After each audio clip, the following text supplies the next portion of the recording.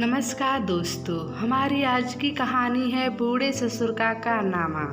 बहू निशा ने किचन में जाकर देखा तो उसकी सास खाना बना रही थी। तो बहू ने अपनी सास को आवाज़ देते हुए कहा, क्या खाना बन गया? खाना बन गया हो तो मेरे कमरे में ले आना। सास ने बहू को पलट कर देखा, फिर कहने लगी, खाना बन गया है बस बेटा, अभी लेकर आती हूँ, जल्दी से ले आइए। कहकर बहू अपने कमरे में चली गई। सासू माँ थाली में खाना लगाने लगी और लगाकर बहू के कमरे में गई। बहू खाना खाने लगी तो साथ में खड़ी हो गई।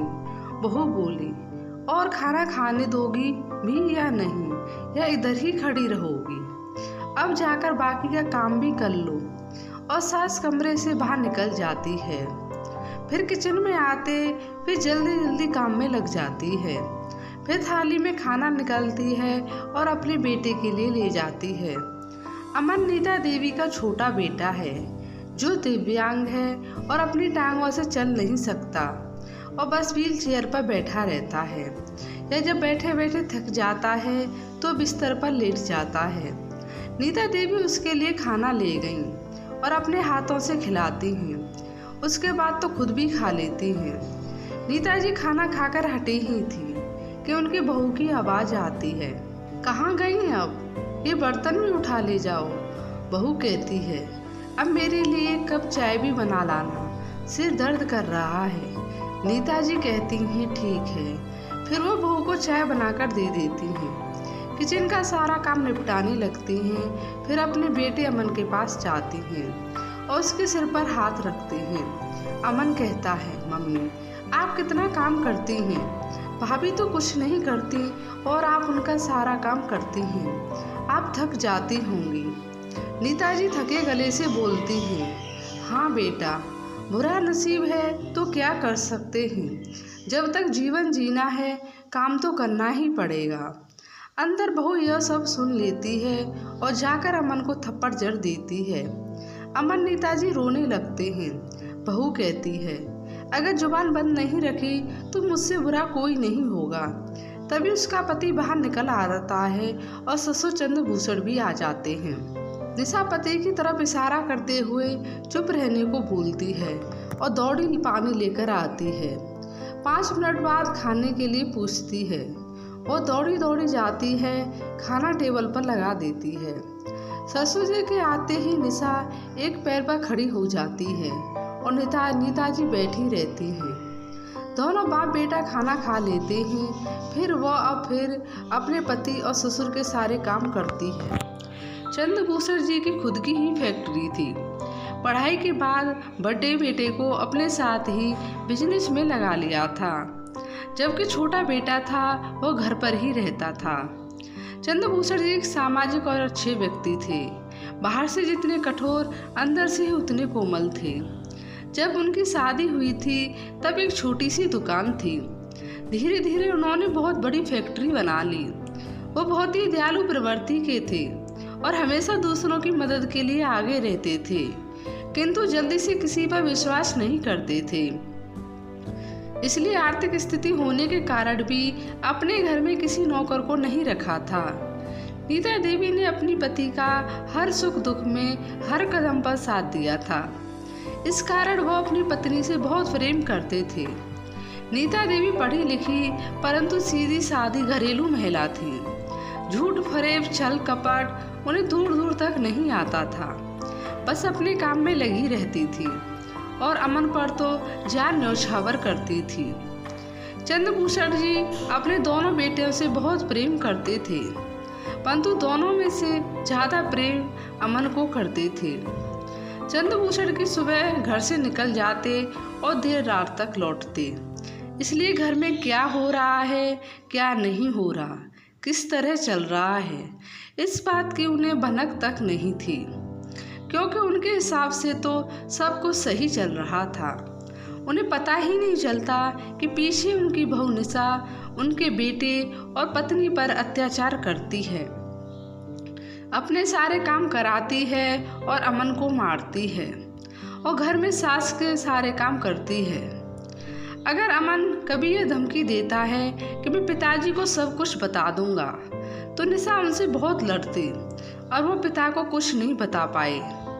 लेकिन जैसे ही ससुर जी घर में आते, बहू एक संस्कारी बहू का रूप धारण कर लेती। आज भी हर दिन की तरह ऐसा ही हो रहा था। अपने ससुर के आने पर वो एक पैर पर खड़ी हो गई थी। फिर चंद्रभूषण जी अमन के कमरे में जाते हैं और बड़ा बेटा भी अपने कमरे में चला जाता है। पीछे पीछे निशा भी अपने कमरे में चली जाती है। चंद्रभूषण जी पहले अपनी पत्नी की तरफ देखते हैं, फिर अमन की तरफ, फिर कहते हैं, क्या बात है नीता, तुम्हारा चेहरा क्यों उतरा हुआ है? बहुत थकी सी दिखाई दे रही हो आजकल। कोई बात भी ही नहीं करती हो तुम दोनों, मुझे ऐसे ही नजर आते हो। मुझे बताओ किस चीज़ की कमी है तुम्हें? कोई दुख हो तो बताओ। तुम दोनों की खुशी मेरे लिए बहुत मायने रखती है, लेकिन तुम दोनों मुझे खुश दिखाई नहीं देते। नीता और अमन एक दूसरे की तरफ देखते हैं। नीता की आंखों की भाषा अमन को मना कर देती है और कहती हैं, ऐसा कुछ भी नहीं है, हमें कोई कष्ट नहीं है। आप पूरे दिन फैक्ट्री में थक जाते हैं तो इसलिए आपको लगता है। फिर दोनों के सिर में तेल लगाती है और दोनों लोग सो जाते हैं। फिर वो अलमारी खोलती है और उसमें से डायरी निकालकर उसमें कुछ लिखने लग जाती है। उसके बाद इस डायरी को उधर ही छुपाकर रख देती है। किसी को पता नहीं होता वो डायरी लिखती है। अगले दिन सुबह उठकर नीता पूजा पाठ के काम में लग जाती है। जब तक चंद्रभूषण जी उठते हैं तब तक बहू भी सोई रहती है। उनके उठने के बाद बहुत जल्दी काम शुरू करने का नाटक कर देती है और उनके जाते ही उन दोनों को टॉर्चर करना शुरू कर देती है। बहू ने अपनी सास और देवर का जीना हराम कर रखा था। उसका अत्याचार दिन पर दिन बढ़ता ही जा रहा था। एक दिन नीता को रोटी बनाने में देर हो गई तो बहू ने सास का गरम तवे पर हाथ रख दिया। नीता जी की चीख निकल गई। अमन माँ की आवाज़ सुनकर बाहर निकल आया और कहने लगा कि भाभी, आज मैं पापा को ज़रूर बताऊंगा कि आपने मम्मी का हाथ जला दिया। तो बहू देवर को थप्पड़ जड़ देती है। नीता अपने बेटे के पास दौड़ी आती हैं और उसे गले से लगा लेती हैं। माँ बेटे दोनों बहुत रोते हैं। निशा उन्हें धमकी देती है कि किसी को कोई कुछ नहीं बताएगा और अपने कमरे में चली जाती है। अमन कहता है, आप मेरे कारण इतने कष्ट मत सहो, मुझे मर जाने दो। आज पापा को सब बता दीजिए, वैसे भी भाभी हमें जीते जी मार रही हैं। नीता जी अपने बेटे को गले लगाती हैं और कहती हैं, बच्चे तू क्यों अपनी जान देगा, भगवान तुझे लंबी उम्र दे। तभी चंद्रभूषण जी की आने की आवाज़ सुनाई देती है। ससुर के अंदर आने से पहले ही निशा पानी लेकर खड़ी हो जाती है और खाना वाना सब लगा देती है। खाना खाने के बाद चंद्रभूषण जी अमन के कमरे में आते हैं। तो कमरे में आते ही चंद्रभूषण जी की नज़र नीता पर पड़ती है और उनके जले हुए हाथ देखते हैं तो एकदम से चौंक जाते हैं और पूछते हैं, यह सब कैसे हुआ? और नीता देवी बहाना बना देती हैं कि गलती से जल गया और अमन मेरी आवाज़ सुनकर गिर पड़ा था। नीता जी बेटे को तेल लगाकर फिर से सुला देती हैं और अपनी डायरी निकालकर उसमें कुछ लिखने बैठ जाती थी। डायरी में लिखकर उसे रख देती थी और सो जाती थी। किंतु आज चंद्रभूषण जी सोए नहीं थे। उन्हें शक हो गया था तो अपना शक दूर करने के कारण आज वो जागते रहे और पत्नी के सोने का इंतजार करते रहे। पत्नी के सो जाने के बाद चंद्रभूषण जी उठे और 1-2 मिनट सोचने के बाद अलमारी के नीचे की तरफ रैक बनी हुई थी, उसमें हाथ डालकर एक डायरी निकाली। उसमें लिखा था, मेरी जिंदगी का सफ़र। आज मेरे पापा मेरे लिए साइकिल लेकर आए। आज मैं बहुत खुश हूँ। चंद्रभूषण जी के चेहरे पर मुस्कान आई।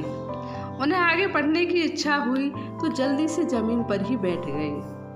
आराम से डायरी पढ़ने लगी। उस डायरी में नीता जी ने अपने अच्छे बुरे सारे अनुभव लिखे हुए थे। नीता जी को बचपन से डायरी लिखने का शौक था। उन्होंने चंद्रभूषण जी के इस बारे में बताया भी नहीं था क्योंकि उन्हें पसंद नहीं था डायरी लिखना। किंतु उन्हें पता नहीं था कि निशा को डायरी लिखने में इतना उत्साह था। फिर वह तेर पन्ने पलटते रहे और पढ़ते रहे बचपन की यादें। पढ़ पढ़कर मुस्कुराते रहे। फिर अपने नाम का जिक्र पढ़कर बहुत खुश हुए। खुशियाँ ही खुशियाँ थी। आज बड़ी बेटी की शादी का दिन है। इसके बाद पढ़ते पढ़ते चंद्रभूषण जी की आंखों से आंसू बहने लगे। उसमें नीता जी ने निशा के हर अत्याचार का वर्णन किया, जिसको पढ़कर चंद्रभूषण जी के रोंगटे खड़े हो गए। आज बहू ने मेरा हाथ गरम तवे पर रख दिया और मेरे बच्चे का सिर दीवार में दे मारा। हमारी सहायता करो, हमारी सहायता करो। चंद्रभूषण जी अपनी पत्नी और बेटे से इतना प्यार करते थे और उनके साथ इतना अत्याचार हो रहा था, इस बात की उन्हें भनक तक नहीं थी। बात को सोचकर वो बहुत पछता रहे थे। फिर उन्होंने डायरी को वापस उसी जगह पर रख दिया और अपनी पत्नी के पास बैठ गए और उसे प्यार भरी नज़रों से देखने लगे। उसके सिर पर हाथ फेरते रहे। फिर अमन के कमरे में गए। इसमें सर पर हाथ फेरते रहे और बहुत प्यार किया। अब उसकी आंखों में गुस्से की ज्वाला दिख रही थी, किंतु उन्होंने अपनी ज्वाला को ठंडा किया और शांति से काम लिया। पूरी रात में 1 घंटा मुश्किल से सोए होंगे। सुबह उठे तो बोले, बेटा आज फैक्ट्री की छुट्टी है और मेरी तबीयत भी ठीक नहीं है। आज मैं कहीं बाहर नहीं जा सकता। तू ऐसा कर, बहू को लेकर कहीं घूम कर आ। बेटा, बहू को तो मौका चाहिए था। ऐसा सुनते ही मानो मन में लड्डू फूटने लगे। दोनों जल्दी तैयार हुए और निकल गए। चंद्रभूषण जी अपनी पत्नी के हाथ पर बहुत सारे रुपए रखते हुए बोले, जाओ शॉपिंग करके आओ, जो लाना है दिल खोल कर लाना और अपनी सहेली शीलू को भी साथ ले जाना। नीता जी मना कर रही थी, किंतु उन्होंने भेज दिया। घर के सभी लोगों को 1 दिन के लिए बाहर भेज देते हैं और अमन को उसकी मौसी के घर भेज देते हैं। और बहुत कम समय था, जल्दी जल्दी सारे घर में सीक्रेट कैमरे लगवा देते हैं। शाम तक सब वापस आते हैं और अमन भी आ जाता है। चंद्रभूषण जी अपनी और नीता जी का खाना बाहर से ऑर्डर कर देते हैं। तीनों भी खाना खा लेते हैं। रोज की तरह सब अपने कमरे में आ जाते हैं और जाकर कमरे में सो जाते हैं। अगले दिन से ही निशा अपनी असली रूप में आ जाती है और देवर पर अत्याचार करना शुरू कर देती है और वह सब कैमरे में रिकॉर्ड हो रहा था। अभी तक तो चंद्रभूषण जी अपनी पत्नी की डायरी पढ़ी थी तो इतना गुस्सा था। जब अपनी आंखों से देखा तो उनका गुस्सा 7वें आसमान पर था। जब सब कुछ कैमरे में रिकॉर्ड हो गया तो चंद्रभूषण जी पुलिस स्टेशन पहुंच गए और पुलिस से इस पर कड़ी कार्रवाई करने को कहा, ताकि आगे से कोई बहू अपने छोटे ननद या देवर पर अत्याचार ना कर सके।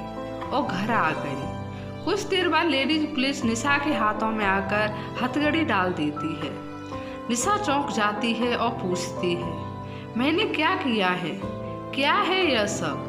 किस वजह से मेरे हाथों में हथकड़ी डाली है? अब तो चंद्रभूषण जी घर की टीवी पर अपने कैमरों की रिकॉर्डिंग चला देते हैं, जिसमें निशा अपनी सास और दिव्यांग देवर पर अत्याचार कर रही होती है। उसको देखकर निशा के होश उड़ जाते हैं और नीता देवी के भी होश उड़ जाते हैं। कार्तिक को अपनी पत्नी के लिए दया आती है तो अपने पिता से कहता है, पिताजी यह सब क्या है?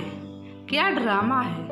आप घर की बहू को इस तरह से बदनाम कर रहे हैं। चंद्रभूषण जी कार्तिक के कान के नीचे 2 खींचकर मारते हैं। तभी वहां पर वकील आ जाता है।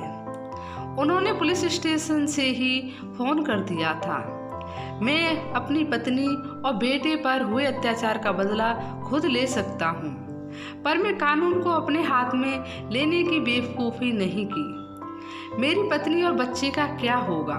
इसलिए मैं तेरी घटिया पत्नी को पुलिस के हवाला करने ही सही समझा। इसने मेरी जान से ज़्यादा प्यारी पत्नी और बेटे के साथ जो किया, उसके बदले में इसका गला भी दबा सकता था, लेकिन मैंने ठंडे दिमाग से काम लिया और घर में कैमरे लगवा दिए। मेरी पत्नी और बेटे अमन को जान से मारने की धमकी देती थी और तुझे कानून से बचने के लिए समय, पैसा सब कुछ चाहिए होगा और सड़ना तू पूरी जिंदगी जेल में। यह सुनकर निशा और कार्तिक रोने लगते हैं। कार्तिक कहता है, पिताजी अत्याचार निशा ने किया है, मैंने नहीं। इसे जेल भेजो, मुझे अपने साथ रखो, मैंने तो कुछ भी नहीं किया। निशा अपने किए पर शर्मिंदा थी और माफ़ी मांगती रही, किंतु उसे माफ़ी नहीं मिली। पुलिस उसे अरेस्ट करके ले गई और चंद्रभूषण जी ने वकील के साथ अपनी वसीयत तैयार की, जिसमें लिखा गया, जब तक जीवित मेरी पत्नी हमारी जिम्मेदारी है। अगर हम दोनों में से किसी को कुछ हो जाता है तो हमारी फैक्ट्री का इकलौता वारिस हमारा छोटा बेटा होगा। दोस्तों, आपको इस कहानी के बारे में क्या कहना है?